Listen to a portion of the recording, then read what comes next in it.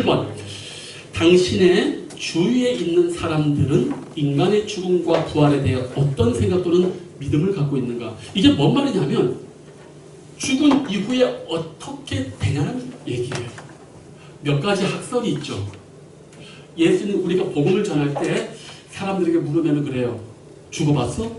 갔다 와봤어? 그게 뭔 말이냐면은 그런 말 하는 사람들의 대부분은 불가지론자. 아, 어려운 말 나왔다. 불가지론자. 진리를 알 수 없다는 거예요. 진리는 알 수 없다. 이게 불가지론자예요. 처음 들어봅니까? 이거 많이 들어봤을 텐데 불가지론자예요. 그리고 또 하나, 보통 사람의 죽음 이후에 대해서 이렇게 여러 학설이 있잖아요. 일단은 잘 아는 영혼불멸. 이 영혼불멸은 기독교만 있는 게 아니에요. 옛날부터 있었다니까. 특히 이집트가 왜 미라를 그렇게 해요? 이집트가 미라를 그렇게 만드는 이유가 있어요. 다시 부활하면 그 몸하고 그 다음에 부장품에 다 집어넣잖아. 그게 있다는 얘기예요. 그러니까 영혼 불멸만이 기독교의 독특한, 그렇지 않아요. 죽음 이후에 영혼 불멸에 대한 거는 종교사적으로 보면 대단히 많이 있어요. 또 하나, 인도에 가면은 인도의 종교가 뭐죠? 힌두교. 힌두교의 유명한 그 사상이 뭡니까? 윤회. 윤회라는 거예요. 그런데 사람들이 불교를 이야기할 때 워낙 말이 많은데 제가 불교 신자들한테 복음 전할 때 뭐라고 얘기를 하냐면 여러분 혹시 아십니까? 불교 신자들 문득 보면 기독교식으로 믿어요.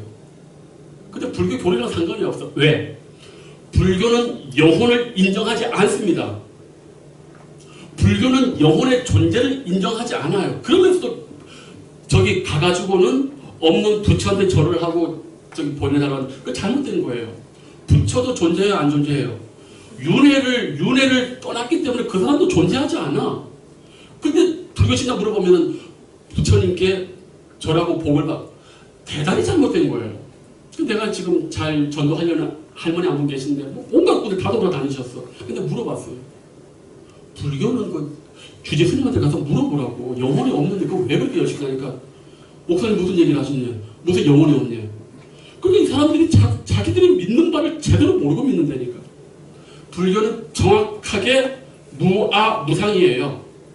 변하지 않는 존재는 하나도 없어. 물리적인 존재도 하나도 없고 인간의 영혼도 없다고 보는 거예요. 그 사람들은. 더 필요하면 나중에 얘기해드릴게요. 어쨌든 그런 종교를 왜 믿을까? 답답하게. 너무너무 어려워요. 자, 그런데 우리는 어때요? 우리는 죽은 이후에 부활이 있습니까? 없습니까? 있지. 많은 사람들이 그런 얘기를 해요. 제가 오늘 다시 한번 얘기할게요. 천주교의 잘못된 교리, 연호, 림보 두 가지만 아시면 돼요. 왜? 최후 부활이 오기 전까지, 인간이 새로운 육체를 입기 전까지 사람의 의식은 뭐 잠을 잔다, 연옥이 있다. 안 그래요. 학설이 많을 때는 예수님 말씀으로 딱 끝내야 되는 거예요. 오늘 너가 나와 함께 어디에 있다? 화군에 있다. 또 그리고 보세요. 성도들 잘 들으세요. 예수님이 변화산상에 있을 때 누가 천국에서 소환이 됐죠? 모세하고 엘리야가 소환됐잖아. 자기 뭘 자? 특수하게 왔는데. 그래서 예수님께서 우리 하나님은 산 자의 하나님이지 죽은 자의 하나님, 잠자는 자의 하나님 아니라고 얘기했죠. 살아 죽으라. 우리는 언제나 살아계신 하나님을 본다니까. 얼마나 감사해요. 왜 이걸 안 믿는 거야 도대체? 뭐 이상한 걸 믿고 왜 그런 식으로 사는 거야? 저는 분명히 얘기할 수 있어요. 우리 옛날에 용사고 들으세요? 우리 옛날에 한참 그 무속이 막 했을 때, 근데 지금도 기억해.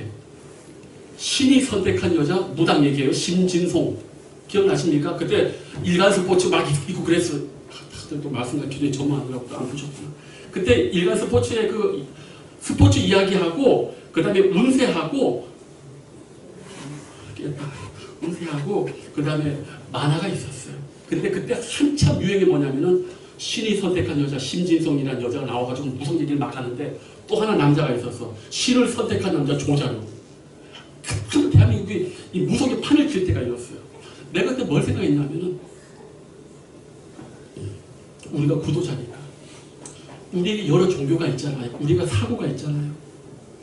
나는 지금도 이해가 안 되는 게 왜 이런 영혼의 마지막에 대한 세계관이 기독교, 불교, 힌두교가 있는데 왜 기독교를 선택하지 않고 그 허망을 선택을 난 이해를 못하겠다니까.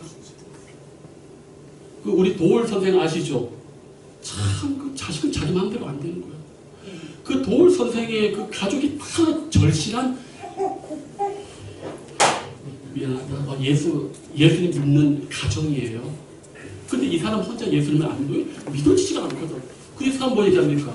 수지 화풍 얘기하잖아요. 오온. 불교에서는 사람은 오온의 일시적인 가연적 존재예요. 왜? 육체 뭐 이런 것이 이제 매일매일 해가지고 간다는 거지. 그리고 죽으면 어때요? 없어지는 거예요. 그걸 믿고 싶습니까? 그걸 믿고 싶어요? 나는 이해를 못하겠어. 근데 오늘 이 성경은 얼마나 정확합니까? 우리가 이런 글 써달라고 하지 않아도 사도 바울은 오늘 여기서 무슨 얘기하면 부활 얘기하는 거예요. 부활 얘기. 부활 얘기. 그래서 고린도전서 15장에 가면은 부활이 없다면 이 세상에서 열심히 예수 믿는 우리가 가장 불쌍하고 가장 미련하고 가장 어리석은 자다. 부활이 없다면 우리가 왜 거룩하게 살아요? 부활한다면 심판이 있으니까 정신 똑바로 좀 사는 거 아니에요. 그래서 제가 오늘 이 말씀 준비하면서 깨달은 게 하나 있어요. 뭐냐 하면 여러분들은 뭐 잘 모르겠지만 이제 신앙을 하시는 전사님이나 신앙을 하신 신앙의 물을 먹으신 분들 그런 얘기하는 사도 바울 신학의 중심이 뭐냐? 신약 성경에 사도 바울 서신이 여러 이야기가 있는데 이 신학자들의 관심이 뭐냐면 이 모든 말씀 중에서 사도 바울의 신학의 중심이 뭐냐? 이걸 묻는 게 대단히 많이 있어요. 그런데 이제 100% 합의는 없어요. 그러나 그 고린도 전서에 보면은 내가 그리스도와 십자가 그래서 십자가일 수도 있다. 또 어떤 쪽에서 신학에서는 뭡니까? 화해일 수도 있다. 왜 고린도 쪽에 하도 쌈박질하니까. 그런데 제가 오늘 놀란 건 뭐냐 하면 나는 이게 깜짝 놀랐다니까. 사도 바울이 오늘 이 사람 앞에 변론할 때 15절 그들이 기다리는 바 하나님께 향한 소망을 나도 가졌으니 곧 의인과 악인의 부활이 있으리라 함이니라. 오히려 사도 바울의 신앙의 중심이라고 뭐 제가 연구는 안 해봤지만은 사도 바울의 신앙의 이 중심에 뭐가 있냐면은 부활과 심판이 있다. 저는 이거 대단히 이 말씀 준비하면서 제가 너무너무 놀랐어요.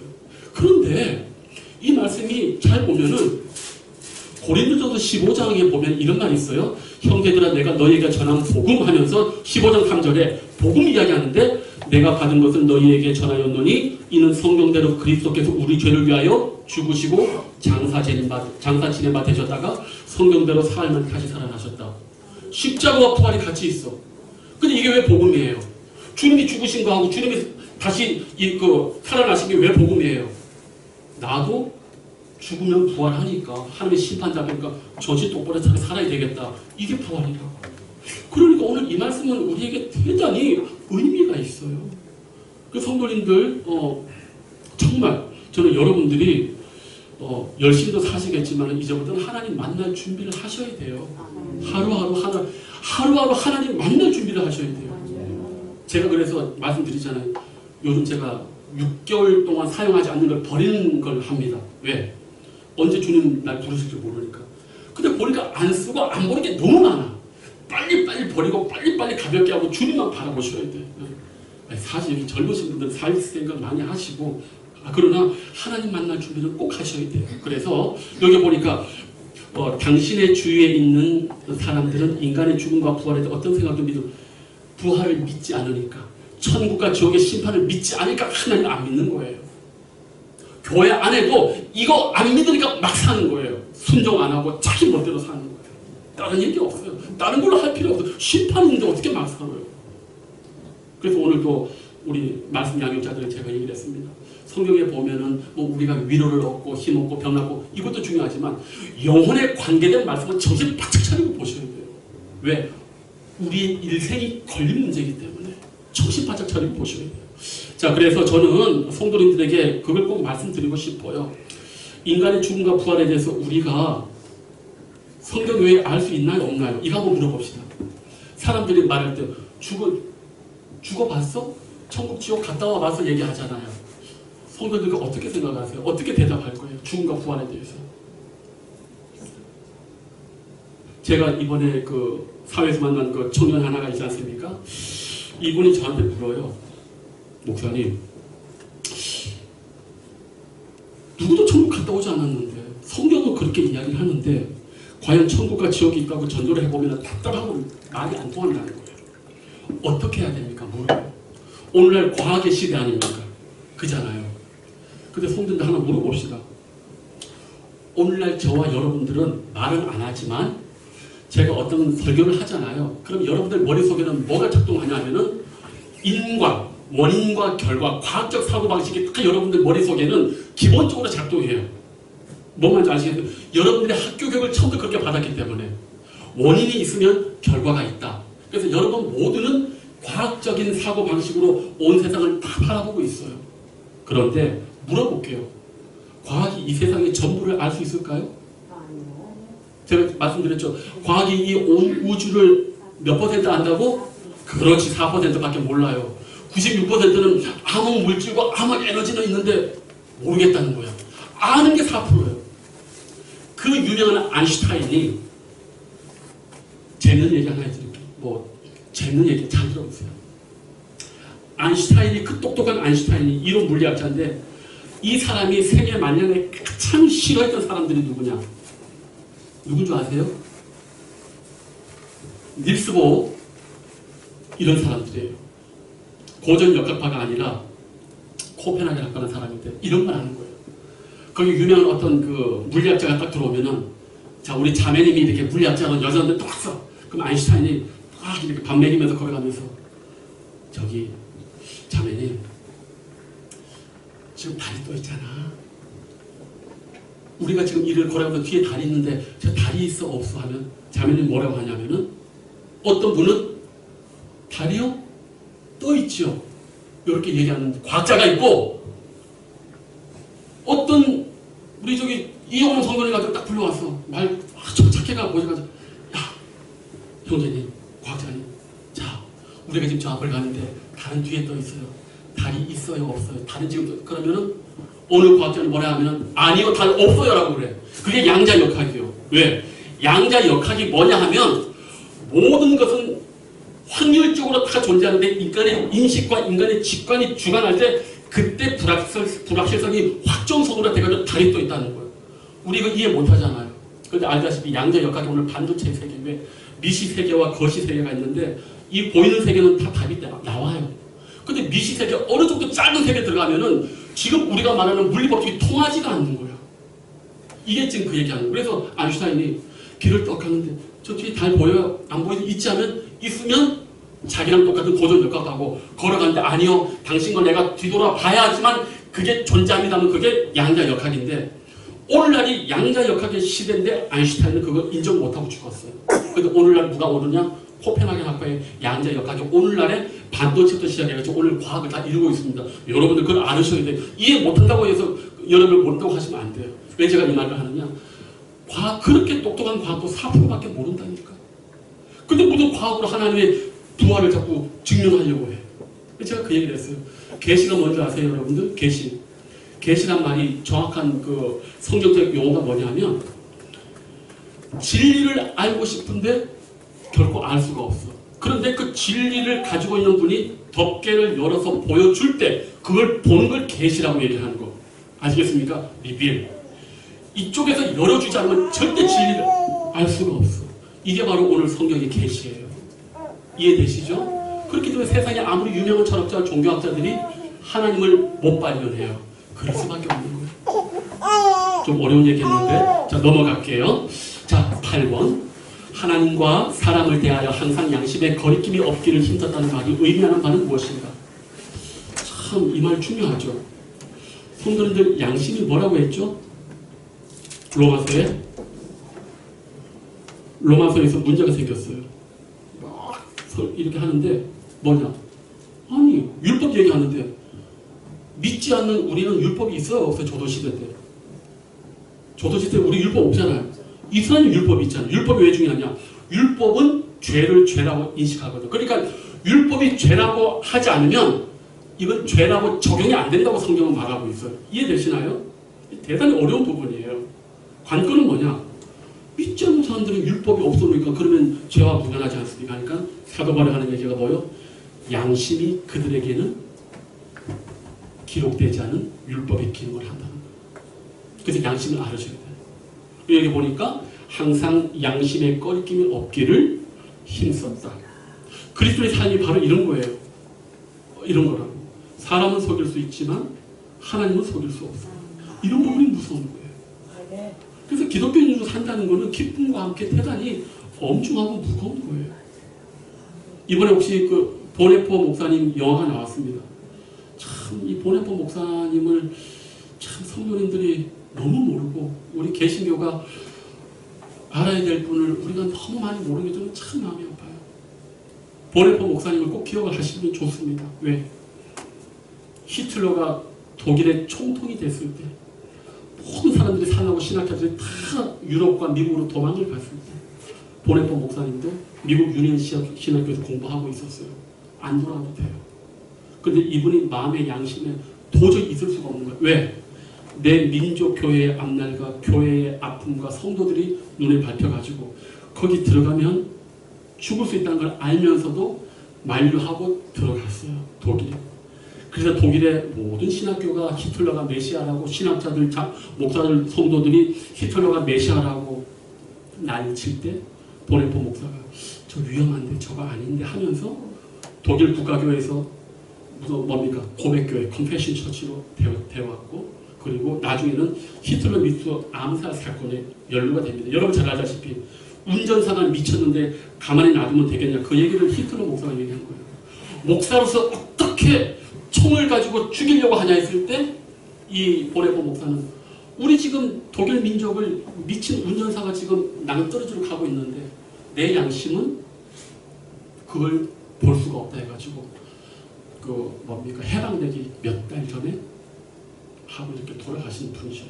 그래서 그분의 그 유명한 옥중 서신, 쌍토름 코미니오, 성도의 교제 이런 거 되게 유명한 책이에요. 우리 신학생들은 필독서. 그러니까 신학자들이 신학을 하면서 뭐 보네포 모른다.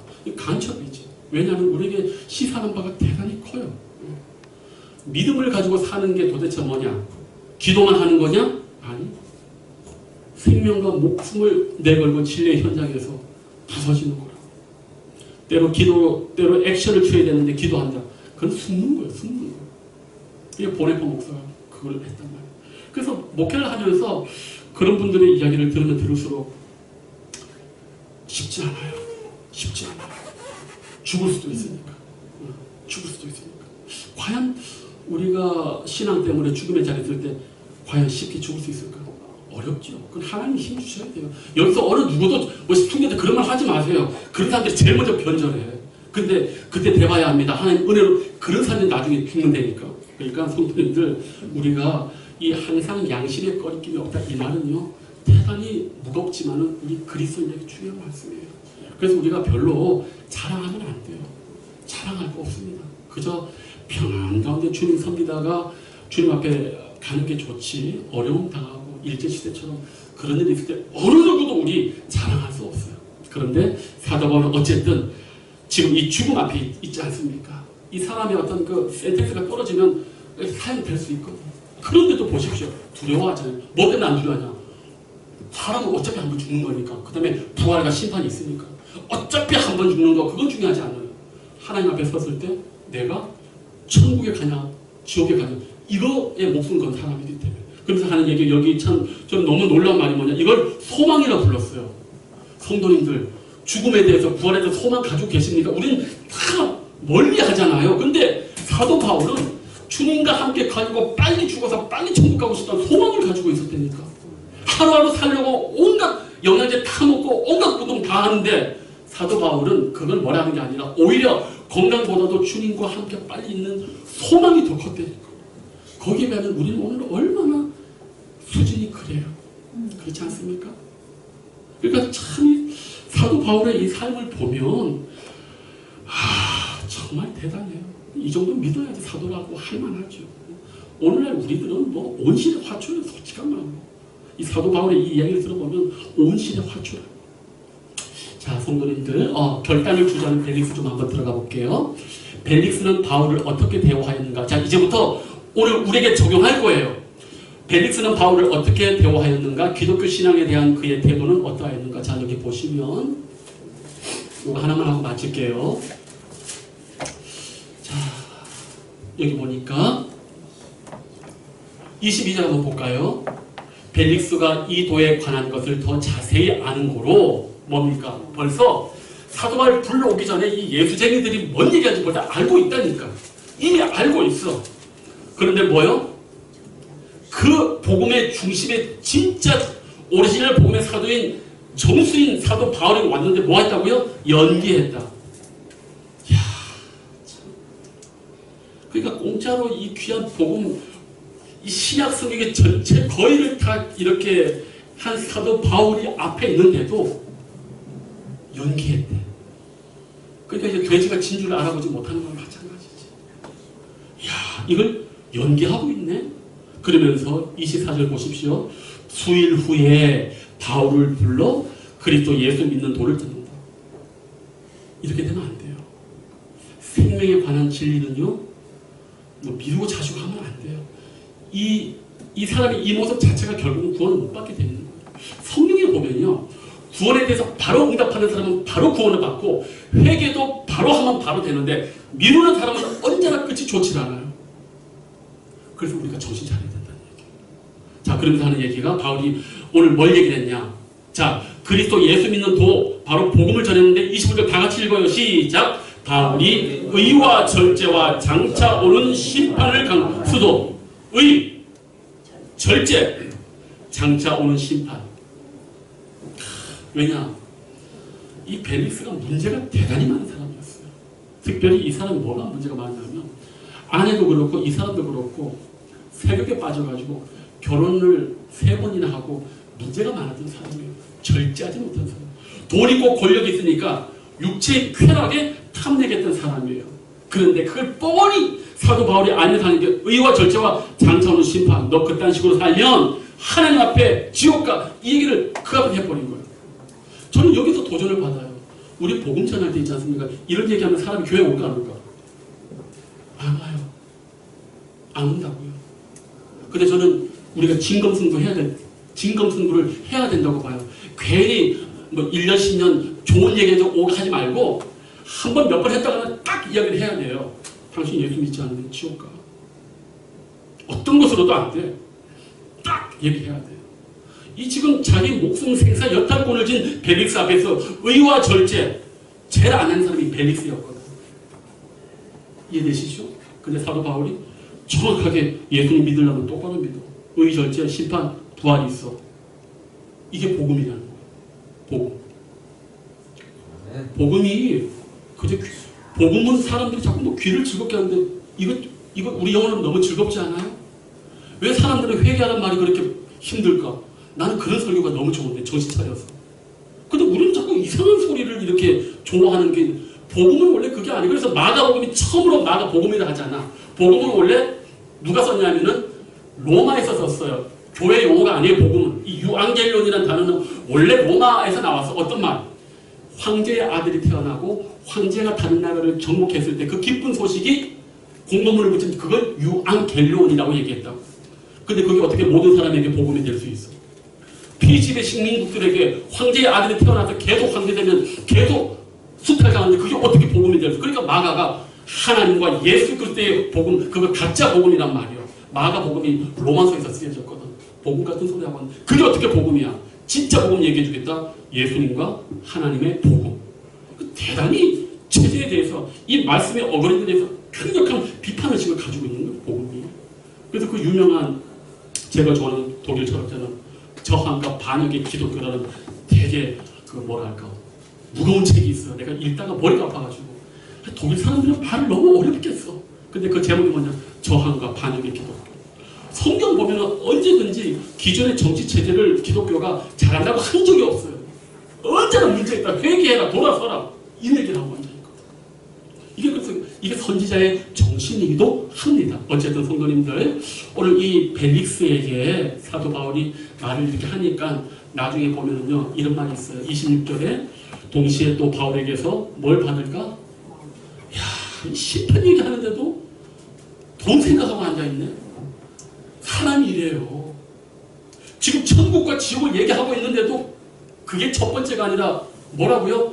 어떻게 하면 바울을 계속 불러가지고 돈을 좀 받을까? 이게 사람이에요. 이게 사람이라고요. 예를 들어서 저와 여러분들이 돈이 만약에 한 10억 있는데 암이 걸렸다. 그러면요 10억을 다 때려가지고 살아야 되겠죠. 근데 이 사람 어떤 사람이에요? 야 5억만 때려받고 그 다음에 5억은 남겨도 하는 거예요. 자기 죽음 앞에서 줬죠. 어리석지요? 생명이 중요하잖아요. 10억이 뭐야? 100억이라도 끌어앉아가지고 병을 고쳐야 될 거 아니에요. 근데 이 사람은 뭐예요? 심판이 지금 심판했는데도 그 중요하지 않아요. 바울에게 돈을 받으려고. 이게 오늘 우리의 모습이에요. 이야 진짜 참 어지간한 사람이에요. 그러니까 사람이 이렇게 회개하고 저와 여러분들처럼 이렇게 믿음으로 이 자리에 있는 게 보통 축복이 아니라니까요. 이거는 뭐 돈으로도 안 돼. 이건 안 돼. 정말 그래요. 그러니까 저와 여러분이 좀 힘들고 어려워도 지금 이 자리에 믿음으로 이렇게 있는 것 자체가 정말 최고의 큰 축복인 줄 믿으시길 바랍니다. 여러분 정말 행복한 분들이에요. 이건 뭐 누가 설득해도 되는 문제가 우리 믿어지잖아. 성령이 우리 마음을 지금 이렇게 해주셨잖아. 얼마나 감사해요. 이거 하나만으로도 여러분들은 로또에 몇만 배 축복받은 사람들이에요. 그리고 여러분의 인생은 이대로 가시면 하나님의 큰 은혜와 형통의 축복을 분명히 주실 줄로 믿습니다. 다른 성도님들 의와 절제와 장차 오는 심판에 대해서 여러분 두렵습니까? 아니요. 두렵지 않아요. 더 이 인생을 기쁘고 즐겁게 살고 더 소중하게 살고 죽음에 대해서 우리 두려워하지 않습니다. 우리 이 마음을 한시라도 잃어버리지 마시길 바랍니다. 기도하겠습니다. 아버지 하나님 감사합니다. 펠릭스는 유다의 총독이요 권력과 아버지 하나님 재물이 많은 사람이었습니다.